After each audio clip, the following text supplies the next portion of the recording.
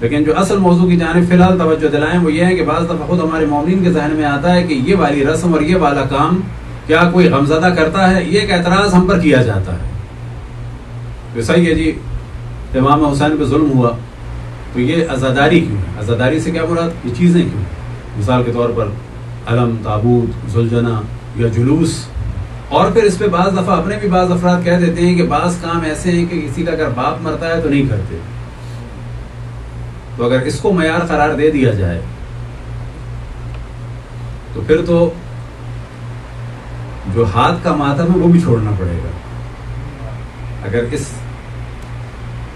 کو معیار قرار دے دیا جائے. کس کو معیار قرار دے دیا جائے کہ اگر باپ مرتا ہے تو کرتے ہیں؟ ہاں قطعاً نہیں کرتے. تو اگر باپ مرتا ہے تو ہم تو نوحہ بھی نہیں پڑھتے. باپ مرتا ہے تو لگاتار ماتم بھی نہیں کرتے ابا کے نام کا ایسے کرتے. تو پھر کیا ہوگا؟ چھوڑنا پڑے گا. تو بعض اہل سنت یا وہابیوں کی جانب سے جب اعتراض ہوتا ہے تو کیا ہوتا ہے؟ وہ کہتے ہیں کہ صحیح ہے آپ جی آل رسول کا غم منائیں لیکن باہر آنے کی کیا ضرورت ہے؟ اب باہر آنے پر بریکٹ میں گفتگو کر دے، کہا جاتا ہے کہ جی اس سے امن و امان خراب ہوتا ہے. تو جس امن و امان کی آپ بات کر رہے ہیں وہ تو مسجدوں میں بھی دھماکے کیے. تو یہ کیا گارنٹی اگر اندر ہوگا تو وہاں نہیں کریں گے؟ کیا کابل کی امام بارگاہوں میں دھماکے نہیں ہوئے؟ یا کینٹ ایریاز کی مسجد میں دھماکے نہیں ہوئے؟ وہ بھی اہل سنت کی اور حتی دیوبندیوں کی. یا میلاد النبی کے جلسوں میں نہیں ہوئے؟ ہاں یہ کہا جا سکتا ہے کہ دہشت گردوں نے کبھی بھی کسی شراب خانے پہ یا کلب پہ یا سینما ہال میں نہیں کیے. یہ ایک حقیقت. یا دھماکے جو ہیں وہ پولیس، آرمی، رینجرز یا ایئر فورس پہ نہیں ہوئے. یہ کیا گارنٹی ہے کہ اگر بہت بڑے فیصل بیس کی طرح ایک جگہ پہ ہم عزاداری کریں تو وہاں پہ دھماکہ نہیں ہوگا؟ کیا یہ جہاز بھی عزاداری کر رہا تھا یا تبرہ کر رہا تھا؟ تو یہ تو جتنے اعتراض ہیں یہ بالکل بیس لیس ہیں، ان کی کوئی حیثیت نہیں. لیکن سوال یہ کیا جائے کہ خود پاکستان میں یا انڈیا میں، اور انڈیا میں مسلمان ہوں یا ہندو ہوں، انہیں کیسے پتا چلا کہ امام حسین مظلوم تھے اور یزید ظالم تھا؟ یا یہ کہ امام حسین نواسے رسول تھے اور اچھے تھے اور یزید جو ہے وہ شجرہ ملعونہ میں سے تھا اور خبیث تھا؟ یہ کیسے ہوا کہ لوگ یزیدیت کے بعد مرد آباد کا نعرہ لگاتے ہیں اور حسینیت کے بعد زندہ باد کا نعرہ لگاتے ہیں؟ یہ کیسے ہوا کہ لوگ حق کی راہ کو حسینیت کہتے ہیں اور باطل کی راہ کو یزیدیت کہتے ہیں؟ یہ کیسے ہوا کہ ہندوؤں کے دل بقول ان کے حسین بابا کے لیے نرم ہیں اور یزید خبیث شیطان پلید کے لیے جو ہے سخت ہیں، حتی ہندوؤں کے؟ تو یہ نتیجہ ہے اس دوسری چیز کا. دوسری چیز کیا ہے کہ عزاداری میں ایک چیز ہے فطری طور پہ حزن و ملال، اور ایک چیز ہے غم امام حسین کو پروموٹ کرنا. بس جتنی بھی عزائے امام حسین علیہ السلام کی رسوم ہیں انہیں کبھی بھی اس غم کے عنوان سے اینالائز کرنے کی کوشش نہ کریں، بلکہ اس کو ذہن میں رکھیں کہ علماء مراجع نے جو اس کی اجازت دی ہے اور ائمہ نے جو اس کی فضیلت بیان کی ہے وہ اس وجہ سے بیان کی ہے کہ ایک چیز ہے حزن و ملال فطری اور دوسری چیز ہے امام حسین کے غم کو اجاگر کرنا اور پروموٹ کرنا. اور اس پروموٹ کرنے کے درمیان جو اصل ہدف ہے وہ یہ ہے کہ لوگوں کو آشنا کرانا کہ رسول اور آل رسول کے ساتھ کیا ہو. اگر یہ دونوں چیزوں کو اس طرح ڈیوائیڈ کر کے دیکھیں گے تو آپ کو عزاداری کی رسوم میں جو مختلف چیزیں ہیں اس کی لاجک سمجھ میں آ جائے گی. کہ جو میں ہمیشہ مثال دیتا ہوں کیونکہ اب روشن فکری کے نام پر اور ماڈرنزم کے نام پر اور بعض دفعہ اپنے آپ کو کچھ لوگ ماڈریٹ کہتے ہیں کہ جی ہم اعتدال والے ہیں، تو اس کے نام پر کیا ہے کام ہو رہا ہے کہ جی یہ چیزیں زیادہ ہو گئی. تو اس کو ضرورت ہے کہ ہم کلیئر کریں. مثال کے طور پر ایک مثال جو خود مجھے اچھی لگتی ہے اور اس کو میں بیان کرتا ہوں، اور پچھلے سال بھی اس مثال کو دیا تھا، اور ہدف یہ ہے کہ ان مثالوں کو یاد رکھ کے کلیئر کرنا چاہیے. وہ مثال ہے، مثال کے طور پہ کیا، حضرت علی اصغر علیہ السلام کے چولہے کی، چاہے وہ اتنا سا ہو، چاہے وہ اتنا ہو، چاہے وہ بہت بڑا ہو، چاہے وہ سونے کا ہو، چاندی کا ہو، لکڑی کا ہو، اس کے پیچھے اصل چیز کیا ہے کہ وہ سمبل کے طور پر ہے. اور اس کے ذریعے توجہ دلائی جاتی ہے رسول کے نواسے کے دودھ پیتے ہوئے بچے کو بھی قتل کر دیا گیا. اصل راز یہ ہے، یہ چیز ہے کہ اس کے ذریعے سے توجہ دلائی جا رہی ہے رسول کے نواسے کی مظلومیت کی جانب. اب لوگ سوال کرتے ہیں اس کا ذکر قرآن میں، اس کی ضرورت نہیں ہے قرآن میں ذکر. ہاں اگر کوئی یہ کہے کہ اس کا ذکر قرآن میں اور حدیث میں تو غلط ہو جائے گا، تو کہا جائے گا یہ بدعت ہو رہی ہے. لیکن ہم کبھی بھی نہیں کہتے اس کو. ہم کہتے ہیں کہ یہ اس چیز کے ذریعے سے ہم مظلومیت رسول و آل رسول کو بیان کر رہے ہیں. اب اس کی مثال دی جائے کہ نئی مثالوں سے لوگ زیادہ ان چیزوں کو سمجھتے ہیں. تو پہلی بات یہ کہ یہ جو کام ہیں جو ہمارے یہاں عزاداری میں ہم نے استعمال کیے، یہ ایک ماڈرن آرٹ کا حصہ ہے، اور یہ بہت ہی لاجیکل چیز ہے. اس میں کوئی ہمیں پریشان نہیں ہونا چاہیے، کلیئر کرنا چاہیے فقط، بجائے یہ کہ ہم احساس کمتری کا شکار ہوں، بعض لوگوں کو زیادہ پڑھا لکھا سمجھ کے اپنے آپ کو جاہل سمجھے. نہیں، ہم اس کو کلیئر کریں کہ اس کے پیچھے لاجک بھی ہے اور یہ ماڈرن آرٹ کا بھی حصہ ہے. اس کی مثال جو ایک میں دیتا ہوں عام طور پہ وہ کیا ہے کہ فلسطین میں ایک وہابی اور سلفیوں کے لیڈر تھے، وہ کہ پہلے بڑے شیعوں کے مخالف تھے، بعد میں وہ نرم بھی ہو گئے تھے، حتیٰ قم بھی آئے تھے اور ہم ان سے ملے بھی تھے. شیخ احمد یاسین، اور وہ ویل چیئر پہ ہوتے تھے، اپاہج تھے. انہیں اسرائیل نے راکٹ کے حملے سے مار دیا تھا. ہر سال ان کی برسی پر ویل چیئر اٹھائی جاتی ہے، اور ان کی جو برسی کے شہادت کے پروگرامز ہوتے ہیں اس میں بھی جو ہے وہ ہر سال کہیں نہ کہیں ویل چیئر کی تصویر آپ کو ضرور ملے گی، چاہے اس کو سرچ کریں. اب کہا جائے گا یہ ویل چیئر قرآن میں ہے، جھولا تو نہیں ہے. یہ ویل چیئر اس قسم کا کوئی حدیث ہے اصل سیاہ ستہ میں؟ وہاں بھی نہیں ہے. یہ تینوں خلفاء ایسی کوئی ویل چیئر اٹھاتے تھے؟ ایسا وہ بھی نہیں کرتے تھے. یہ جو فقہاء ہیں ان کا کسی کا فتویٰ ہے حنفی شافعی مالکی حنبل کا کہ مستحب ویل چیئر کا اٹھانا کسی کی موت میں؟ وہ بھی نہیں ہے. تو کہا جائے گا کہ ایک آدمی کہ جو چل بھی نہیں سکتا تھا اس کو ظالموں نے مار دیا، اس کی مظلومیت کو اجاگر کرنے کے لیے ویل چیئر.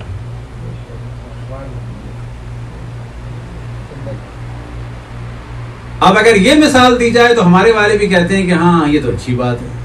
یہ نتیجہ کس چیز کا ہے کہ بعض دفعہ انسان احساس کمتری کا شکار ہو جاتا ہے اعتراض کرنے والوں کی کثرت سے، اور اعتراض کرنے والوں کی کثرت سے احساس کمتری کا شکار ہونے کے بجائے ضرورت اس امر کی ہوتی ہے کہ لاجیکلی ان کو جواب دیا جائے. کہ جس کی ایک اور مثال میں دوں کہ پہلے بڑا شور مچایا جاتا تھا زریاں بنانا بدعت ہے بدعت ہے بدعت ہے. اب پورے سعودی عرب میں زریاں بنتی ہیں، مسئلہ حل ہو گیا. کس چیز کی ذریعہ بنتی ہے؟ یعنی خانہ کعبہ کا ماڈل بنتا ہے کہ نہیں بنتا؟ مسجد نبوی کے ماڈلز بنتے ہیں کہ نہیں بنتے؟ اور سب سے زیادہ کس کے بنتے ہیں؟ خانہ کعبہ کے دروازے کے. کسی بھی دکان پہ چلے جائیں سعودی عرب کی، حج کے زمانے میں، عمرے کے زمانے میں، ڈیکوریشن پیس کی ہو یا سونار کی ہو، وہاں پہ آپ کو ایک چیز ملے گی. وہ کیا چیز ملے گی؟ خانہ کعبہ کا دروازہ. اب سوال کیا جائے یہ خانہ کعبہ کا دروازہ، اس کا ذکر قرآن میں حدیث میں نہیں ہے، تو ضرورت ہے اس کی؟ ضرورت نہیں ہے. اس خانہ کعبہ کے دروازے کا احترام کیا جائے یا توہین کی جائے؟ اسے دیوار پہ رکھا جائے احترام کی جگہ پہ، یا خدا نخواستہ معاذ اللہ کسی بری جگہ پہ رکھا جائے؟ تو کیا اس کے لیے بھی کوئی عقل و شعور کی ضرورت ہے؟ پوچھنے کی ضرورت ہے؟ عقل کہتی ہے کہ نہیں، اس کو احترام کی جگہ پہ رکھا جائے، کیونکہ احترام کی چیز کی شبیہ ہے۔ سبحان اللہ۔ اگر اس طریقے سے چلیں گے تو مشکل حل ہو جائے گی،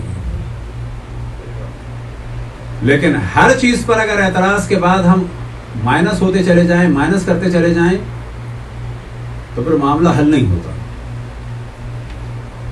لہذا بہت ساری چیزیں پہلی نگاہ میں عجیب لگتی ہیں، بہت ساری چیزیں عجیب لگتی ہیں، یاد رکھیں، اور بہت ساری چیزیں ایسی ہیں جن کو چھوڑ بھی نہیں سکتے ہیں، لیکن ان کا جو فرسٹ امپریشن ہے وہ بہت ہی نیگیٹو ہوتا ہے، اور اس نیگیٹو امپریشن کی وجہ سے ہم چھوڑ نہیں سکتے۔ ہمیں چاہیے اس کے اس نیگیٹو تصور کو ہم ختم کریں۔ مثلا ان میں سے کیا چیز ہے؟ خانہ کعبہ کے گرد طواف۔ ان میں سے خود ایک کیا چیز ہے؟ خانہ کعبہ کا ایک لقب۔ پوچھا جائے کہ خانہ کعبہ کیا ہے، کیا کہا جاتا ہے؟ بیت اللہ، یعنی معاذ اللہ معاذ اللہ معاذ اللہ معاذ اللہ، اللہ سبحانہ و تعالیٰ اس کے اندر ہے، شرک کا جملہ ہو جائے گا۔ تو یاد رکھیں کہ یہاں ہمیں کلیئر کرنے کی ضرورت ہے کہ بیت اللہ سے مراد یہ نہیں ہے کہ اللہ معاذ اللہ اس میں ہے، یا اللہ کا گھر۔ اصل بیت اللہ کے معنی جو ہیں وہ اللہ کا گھر صحیح بھی ہے، لیکن یہ ذرا تفسیر کے ساتھ ہے۔ اللہ کے گھر سے مراد یہ نہیں ہے کہ اللہ سبحانہ و تعالیٰ اس میں رہتا ہے۔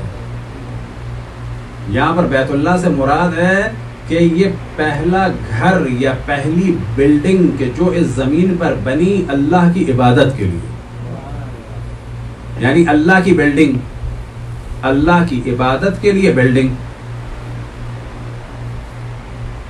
بیت اللہ یعنی وہ بیت کہ جو اللہ کے لیے بنا، اصل ترجمہ اس کا یہ ہے، نہ یہ کہ اللہ کا گھر سے مراد یہ کہ اللہ اس میں رہتا ہے۔ پھر جب ہم طواف کرتے ہیں تو کیا مراد یہ ہوتی ہے، امپریشن کیا پڑتا ہے لوگوں پہ کہ یہ اللہ کے گرد گھوم رہے ہیں؟ معاذ اللہ، کہا جائے گا نہیں کہ یہ اللہ سے منسوب، کیونکہ پہلی جگہ ہے یہ علامت ہے وحدانیت کی، تو ہم اس وحدانیت کا اقرار کرتے ہیں طواف کر کے، نہ کہ اللہ کے گرد گھومتے ہیں۔ اگر یہ تصور کیا جائے کہ معاذ اللہ کے گرد گھوم رہے ہیں تو یہ طواف عین شرک ہے، یہ طواف شرک ہے۔ یہ نام جو ہے بیت اللہ یہ شرک ہو جائے گا اگر اس کا یہ ترجمہ کریں کہ معاذ اللہ گھر کے اندر ہے۔ جب سجدہ کرتے ہیں ہم تو ایک امپریشن یہ پڑ سکتا ہے کہ ہم اس گھر کو سجدہ کر رہے ہیں، بہت سارے لوگ ایسا سمجھتے ہیں، یقین جانے دنیا میں بعض لوگ اس طرح سے بت پرستوں کو بت پرست سمجھتے ہیں، بعض لوگ مسلمانوں کے بارے میں تصور کرتے ہیں کہ مسلمان جو ہیں وہ اس کی ورشپ کرتے ہیں۔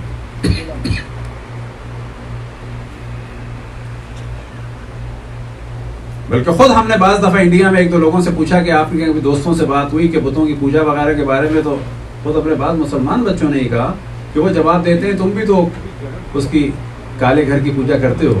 میں نے کہا کیا جواب دیا آپ لوگوں نے؟ کہنے لگے ان کا اعتراض تو صحیح ہے۔ تو اس کا مطلب ہے کہ بعض مسلمانوں کو بھی کلیئر نہیں ہے۔ تو یاد رکھیں خانہ کعبہ کو سجدہ کرنا حرام ہے۔ ہم خانہ کعبہ کی طرف اللہ کو سجدہ کرتے ہیں،